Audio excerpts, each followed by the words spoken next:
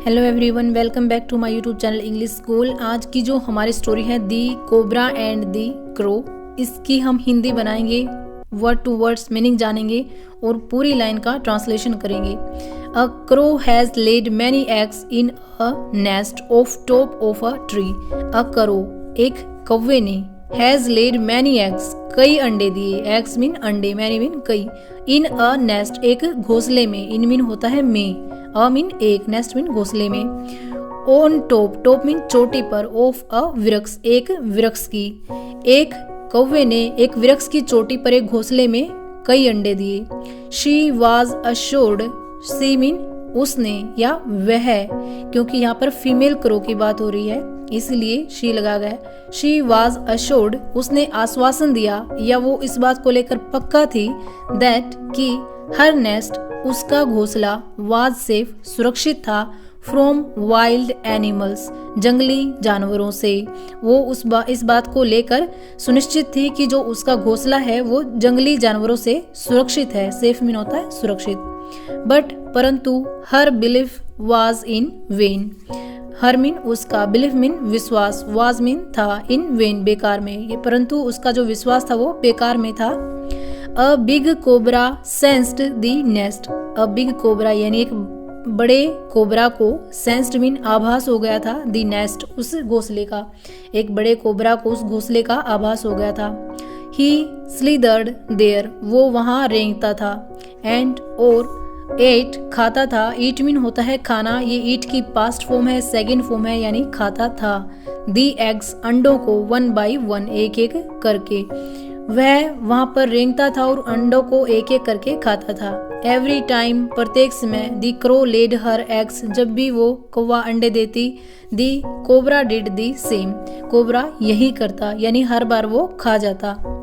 The crow had to think for a way to get rid of the cobra, the crow यानी उस कौवे ने। अब देखिए स्टोरी के स्टार्टिंग में अ क्रो लिखा गया था जबकि यहाँ पर द क्रो लिखा गया है। अ क्रो का मतलब है एक कौवा, यानी जिसे हम नहीं जानते थे, लेकिन जैसे ही हम स्टोरी के यहाँ तक आए हम थोड़ा बहुत उसके बारे में जान गए हैं। और जब हम किसी व्यक्ति या किसी वस्तु के बारे में हम जान जाते हैं तो उससे पहले दी लगा देते हैं। दी क्रो यानी वही कौवा जिसके बारे में भी बात की है। दी क्रो हैड टू थिंक, उसी कौवे ने सोचा, फॉर अ वे, एक रास्ता, टू गेट रिड, छुटकारा पाने का, ऑफ दी कोबरा, सांप से, उस कौवे ने उस सांप से छुटकारा पाने का या उस कोबरा से छुटकारा पाने का एक रास्ता सोचा। She was a not strong enough to attack the cobra, she mean वह, वाज मीन थी, नॉट स्ट्रोंग एनफ, इतनी शक्तिशाली नहीं थी, टू अटैक, हमला करने के लिए, दी कोबरा, सांप पर, वह सांप पर हमला करने के लिए शक्तिशाली नहीं थी, यानी इतनी उसमें जो है एनर्जी नहीं थी कि वो कोबरा से लड़ सके। She was worried about her eggs, she mean वह, वाज मीन थी, वरिड मीन चिंतित, अबाउट मीन के लिए या के बारे में, हर मीन उसके, एग्स मीन अंडों के बारे में, वह उसके अंडों को लेकर या उसके अंडों के बारे में चिंतित थी। She had to do something to safeguard her eggs at least in future, she had to do something, उसे कुछ न कुछ करना था, समथिंग मीन कुछ न कुछ, टू सेफ गार्ड, सुरक्षा के लिए, हर एग्स, उनके अंडों की, एटलीस्ट कम से कम, इन फ्यूचर भविष्य में, उसे कम से कम भविष्य में उसके अंडों की सुरक्षा के लिए कुछ न कुछ करना था, यानी अब तक जो अंडे थे वे खा चुका था। शी सैट, वह बैठ गई, विद हर पेयर, उसके जोड़े के साथ, यानी जो मेल क्रो था उसके साथ बैठ गई, एंड और they both came up with a plan, वे दोनों एक योजना के साथ आए। दी नेक्स्ट डे, अगले दिन, the crow flew to the palace, the crow वो कौवा यानी जो फीमेल कौवा थी वो, फ्लू मीन उड़ कर गई, टू दी पैलेस महल में, अगले दिन वो क्रो वो कौवा उड़कर महल में गई।